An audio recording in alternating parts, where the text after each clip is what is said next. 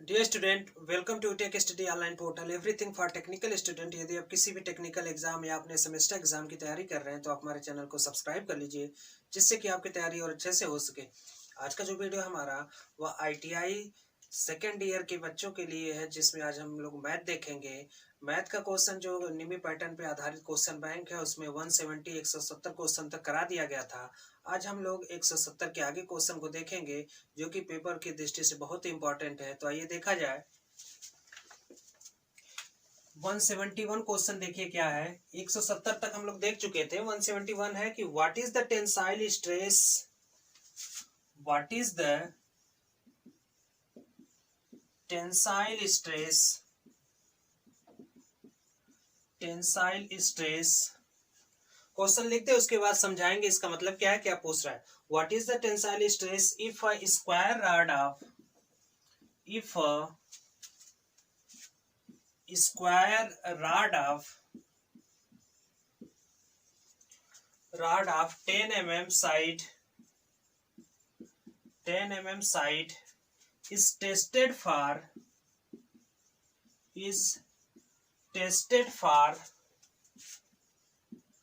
a tensile load of 1000 kg। Option देखें क्या क्या दिया है। ऑप्शन फर्स्ट है 1 kg पर mm स्क्वायर। ऑप्शन सेकेंड है 10 kg पर mm स्क्वायर। ऑप्शन थर्ड है 100 kg पर mm स्क्वायर।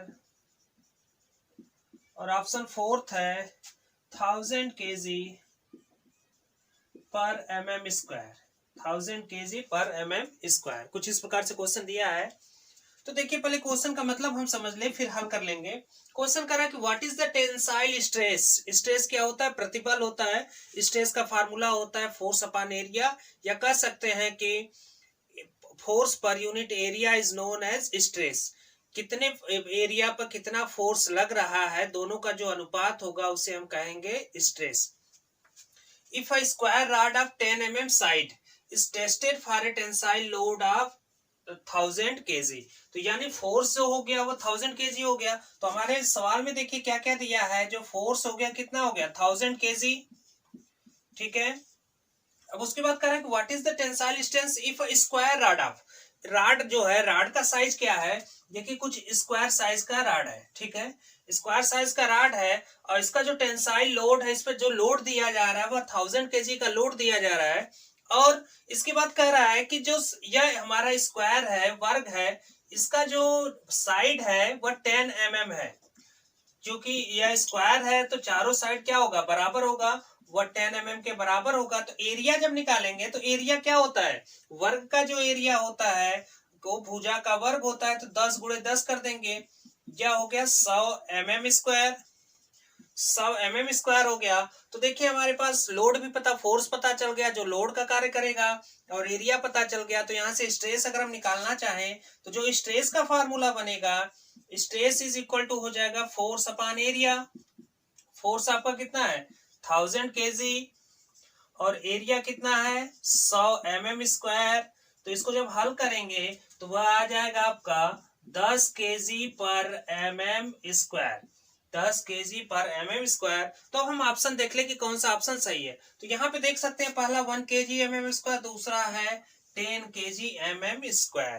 तो यहाँ पे कुछ करना नहीं था। जो हमारा राड है, राड का जो साइज है या डायमेंशन है वह स्क्वायर राड है। तो स्क्वायर राड का अगर साइड हमें पता है तो उसका एरिया निकाल सकते हैं। उस पर कितना लोड दिया जा रहा है वह पता हो गया। तो लोड अपॉन एरिया जो हो गया वह होता है टेंसाइल स्ट्रेस। स्ट्रेस के फार्मूले में रख देंगे। तो चूंकि यह हमारा लोड है वह केजी में है, और जो एरिया है वह mm स्क्वायर में है, तो मात्रक क्या हो जाएगा? 10 kg mm स्क्वायर। इसका स्क्रीनशॉट ले लीजिए, फिर नेक्स्ट क्वेश्चन कराया जाए।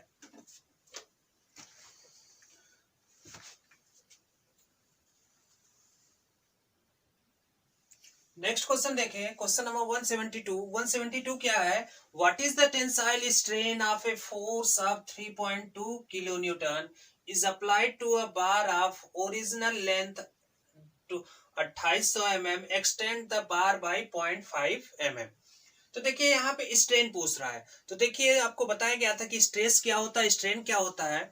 तो स्ट्रेस जो होता है वो फोर्स पर यूनिट एरिया इंडिविजुअल या कह सकते हैं किसी स्पेसिफिक एरिया पर कितना फोर्स लग रहा है, कितना लोड लग रहा है, दोनों का जो अनुपात हो गया उसे हम स्ट्रेस कहते हैं, हिंदी में इसे प्रतिबल कहा जाता है। और जो स्ट्रेन होता है किसी भी इलास्टिक मटेरियल की लंबाई में कितना एक्सटेंड हुआ, कितनी वृद्धि हुई, और उसकी जो प्रारंभिक लंबाई है, दोनों का जो अनुपात होता है उसे हम स्ट्रेन कहते हैं।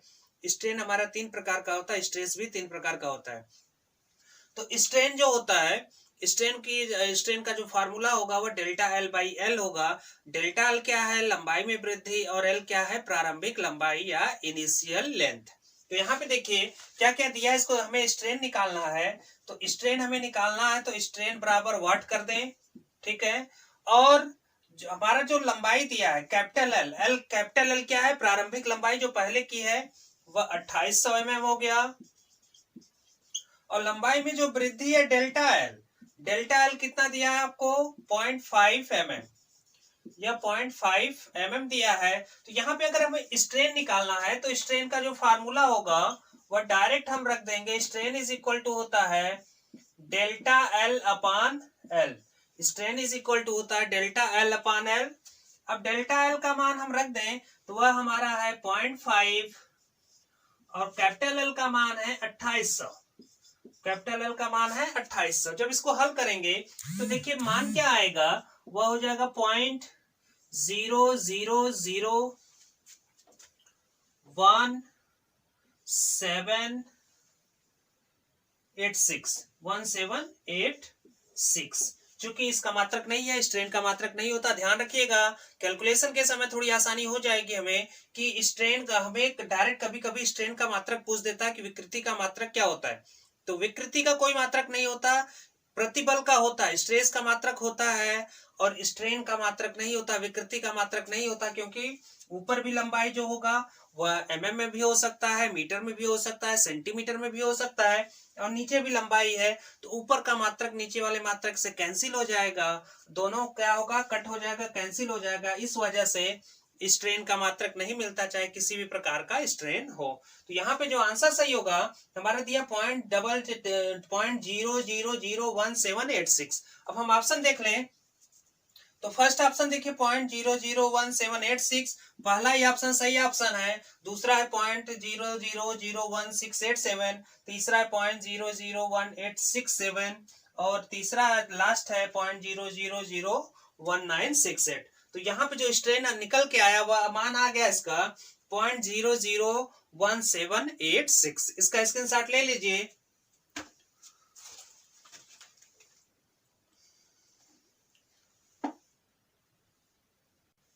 नेक्स्ट क्वेश्चन देखिए, क्वेश्चन नंबर 173 क्या कह रहा है, how much strain is developed in an iron rod of 1 metre length. कोई आयरन रॉड है, मान लीजिए यह रॉड है आपका, ठीक है, जिसकी लंबाई दे रखा है कि 1 मीटर इसकी इनिशियल लेंथ है। तो जो प्रारंभिक लंबाई होता है उसे कैपिटल एल से दिखाते हैं, तो कैपिटल एल कितना हो गया, 1 मीटर। यह सोल्यूशन है आपका। अब कह रहा है कि गेट्स इलांगेटेड बाय 1 सेंटीमीटर। अब कोई फोर्स इस पे लगा के हम इसकी लंबाई को 1 सेंटीमीटर बढ़ा दिए, तो यह जो लंबाई हो गया यह हो गया आपका डेल्टा एल। यह कितना हो गया, 1 सेंटीमीटर। यह याद रहे आपको, यह ध्यान देना है कि पहले लंबाई 1 मीटर था, बढ़ के कितना हो गया, 1 सेंटीमीटर बढ़ गया इसमें, ठीक है। तो यह सेंटीमीटर में बढ़ा, जो प्रारंभिक लंबाई थी वो मीटर में थी, यह ध्यान देंगे हम। If a force of 100 kg is applied at one end, तो हमें क्या क्या बताना है, हमें बताना स्ट्रेन क्या होगा, स्ट्रेन को क्या कहते हैं, विकृति, यह हमें बताना है। Strain is equal to what, capital L का मान दिया 1 मीटर, 1 मीटर को अगर हम सेंटीमीटर में बदलेंगे तो 100 सेंटीमीटर हो गया, और डेल्टा एल का मान दिया है 1 सेंटीमीटर, ठीक है। तो हम स्ट्रेन बताएंगे, तो स्ट्रेन का जो फार्मूला होता है, पीछे क्वेश्चन कराया गया है कि स्ट्रेन होता है लंबाई में वृद्धि बटे प्रारंभिक लंबाई। तो लंबाई में वृद्धि को डेल्टा एल से दिखाते हैं, तो डेल्टा एल का मान कितना है, 1, और प्रारंभिक लंबाई इसकी कितनी है, 100, तो 1/100, ऊपर भी सेंटीमीटर नीचे भी सेंटीमीटर, क्या होगा, कैंसिल हो जाएगा। अगर हम आंसर देखेंगे कि 1/100 आया, तो अगर विकल्प 100 हमारा भिन्न में विकल्प मिल रहा है तो ऐसे ही छोड़ देंगे, या इसको दशमलव में बदलना चाहें तो यह हो जाएगा 0.01। 0.01 कोई भी मात्रक नहीं, पीछे बताया गया कि स्ट्रेन का कोई भी मात्रक नहीं। तो यहाँ पे देखिए जो राइट आंसर हो जाएगा वो आपका बी होगा 0.01। तो पहला ऑप्शन था 0.1, दूसरा था 0.01, तीसरा था 0.001 और चौथा था 0.0001। तो इसका स्क्रीनशॉट ले लीजिए, फिर नेक्स्ट क्वेश्चन कराया जाए।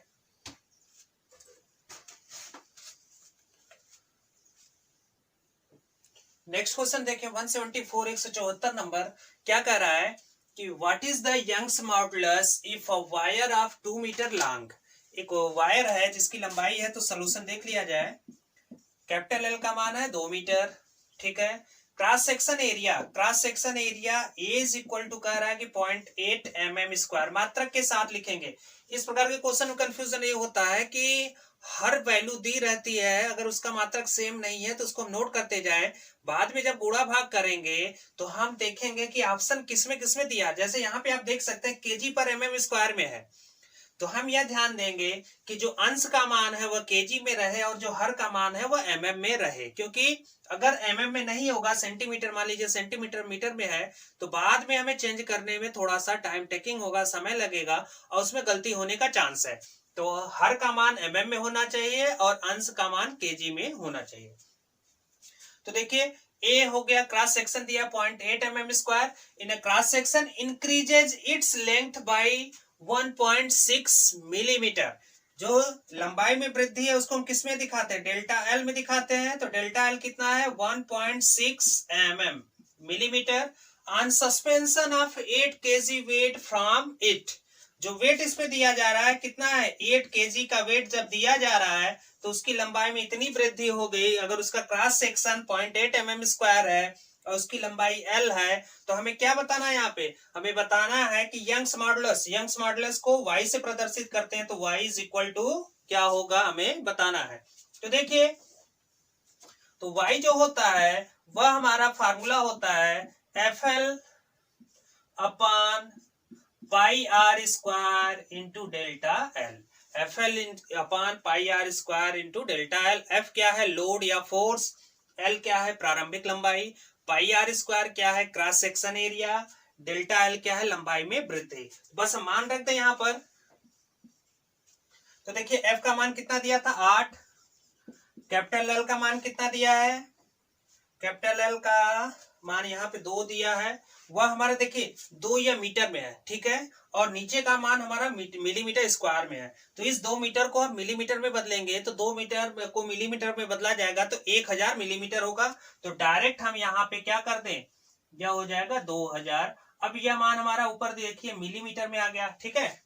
पाई आर स्क्वायर, ये हमारा जो क्रॉस सेक्शन दिया है कितना है 0.8 into delta L, delta L का मान कितना दिया 1.6, यह हो गया हमारा 1.6। अब इसको हल करना है, तो हल करेंगे तो यहाँ पे देखिए अगर दशमलव यहाँ पे है तो अगर इसको इससे कैंसिल करेंगे तो ये 10 बार में होगा कैंसिल, ठीक है। तो ऊपर हो गया 20,000, ऊपर हो गया हमारा मान मिल गया 20,000 बटे 1.6, 20,000 बटे 1.6। तो यहाँ पे देखिए अगर हम नीचे का दशमलव हटाना चाहें तो 10 से गुणा ऊपर करेंगे, 10 से नीचे करेंगे, तो यह 20,000 किस में कन्वर्ट हो जाएगा, 20,000 हमारा कन्वर्ट हो जाएगा 2 लाख में। 2 लाख भागे 16, 2 लाख भागे 16 करेंगे और 2 लाख में जब 16 से भाग देंगे तो 16 एकम 16, 16 दूना 32, 16 पचे 80, कैंसिल हो जाएगा। तो यह आ जाएगा हमारा 16 एकम 16, 16 दूना 32, यह मान लगभग हमारा आ जाएगा हल करने पर यह 12,500 के बराबर आ जाएगा। तो यह आ जाएगा 12,500 केजी पर mm², केजी पर mm²। इसमें कुछ खास करना नहीं था, डायरेक्ट फार्मूले पे वैल्यू रख के कैलकुलेशन करना था। तो पहला ऑप्शन देखिए 1.25 केजी mm² है, यह नहीं होगा। 12.5 केजी पर mm² है, ये भी नहीं होगा। 125 केजी पर mm² है, ये भी नहीं होगा। 12,500 केजी पर mm² होगा। 12,500 केजी पर mm² को हम क्या लिख सकते हैं, 2 लाख भागे 16। 2 लाख में जब 16 से भाग देंगे तो उसका मान आ जाएगा 12,500 और ऊपर की जो वैल्यू है वह केजी में होगा और नीचे की जो वैल्यू है एमएम स्क्वायर में होगा। तो इसका स्क्रीनशॉट ले लीजिए, फिर नेक्स्ट क्वेश्चन कराया जाए।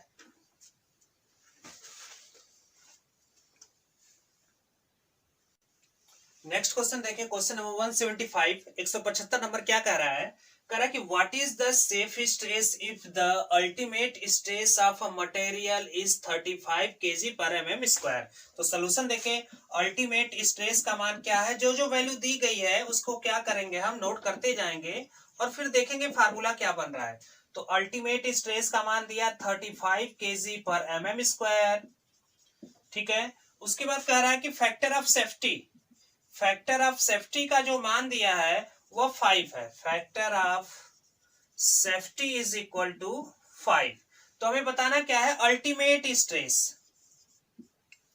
नहीं सॉरी, अल्टीमेट स्ट्रेस तो दिया है, हमसे बताना है सेफ स्ट्रेस क्या होगा। सेफ स्ट्रेस का मान हमें बताना है। तो सेफ स्ट्रेस क्या होगा यह हमें बताना है। तो सेफ स्ट्रेस का देखिए फार्मूला जो होता है उसको नोट कर लिया जाए। सेफ स्ट्रेस फार्मूला होता है आपका, safe stress is equal to ultimate stress, ultimate stress upon factor of safety, upon factor of safety, ठीक है। तो अल्टीमेट स्ट्रेस यहां हम अपना कॉलम बना चुके हैं कि क्या वैल्यू दिया है अल्टीमेट स्ट्रेस का। तो अल्टीमेट स्ट्रेस का मान दिया था 35, तो इसको 35 नोट कर लिया गया और नीचे है फैक्टर ऑफ सेफ्टी हमारा 5। तो दोनों को जब डिवाइड करेंगे तो यह 7 के बराबर आ गया। यह कितना आ जाएगा, 7 के बराबर। तो देखेंगे पहला है 0.143, दूसरा है 0.7, यह नहीं होगा, तीसरा है 1.43 या चौथा है 7। तो जो बेस्ट ऑप्शन है, सही आंसर है वह डी है, 7 के बराबर होगा। तो यहाँ पे जो सेफ स्ट्रेस था वह उसका मान आ गया 7। तो इसका स्क्रीनशॉट ले लीजिए, फिर नेक्स्ट क्वेश्चन कराया जाए। नेक्स्ट क्वेश्चन देखिए, नेक्स्ट क्वेश्चन दिया है 176 नंबर, जो मॉड्यूल 5 का जो चैप्टर चल रहा है इलास्टिसिटी, उसका लास्ट क्वेश्चन है। तो दिया कि विच टाइप ऑफ स्ट्रेस, यह एक बॉडी है, पिंड है, जिसपे दोनों साइड से फोर्स लगाया जा रहा है अंदर की तरफ। यहां से देख सकते हैं अंदर की तरफ कंप्रेस किया जा रहा है इसको दोनों साइड से। मान लीजिए यह कोई बॉडी है, पिंड है, इसको हम इधर से भी फोर्स लगा रहे हैं और इधर से भी फोर्स लगा रहे हैं। तो हमसे पूछ रहा है कि कौन सा स्ट्रेस है, इधर से भी फोर्स लगाया जा रहा है, इधर से भी फोर्स लगाया जा रहा है। तो ऑप्शन है टेंसाइल स्ट्रेस। टेंसाइल स्ट्रेस क्या होता है, अगर ये फोर्स क्या होता है, बाहर की तरफ होता, आउटवर्ड होता, बाहर की तरफ होता, आउटवर्ड होता है, तो टेंसाइल स्ट्रेस होता है। लेकिन दोनों तरफ से जो फोर्स लग रहा है अंदर की तरफ है। दूसरा है कंप्रेसिव स्ट्रेस, तीसरा शियर स्ट्रेस, चौथा टॉर्सनल स्ट्रेस। तो यहां से दोनों तरफ से इसको कंप्रेस किया जा रहा है क्योंकि दोनों तरफ से अंदर की तरफ फोर्स लगाया जा रहा है। तो यह जो स्ट्रेस होगा यह है कंप्रेसिव स्ट्रेस, इसको याद रखिएगा। तो यह हो गया आपका module 5 second year WCS workshop calculation and science, जो मॉड्यूल 5 चल रहा है इलास्टिसिटी का, यह कंप्लीट हो गया। नेक्स्ट जो पार्ट रहेगा आपका वह हमारा हीट ट्रीटमेंट से संबंधित होगा। उसमें कुछ इंपॉर्टेंट क्वेश्चन जो निम्मी क्वेश्चन बैंक पर आधारित है उसको सॉल्व कराया जाएगा।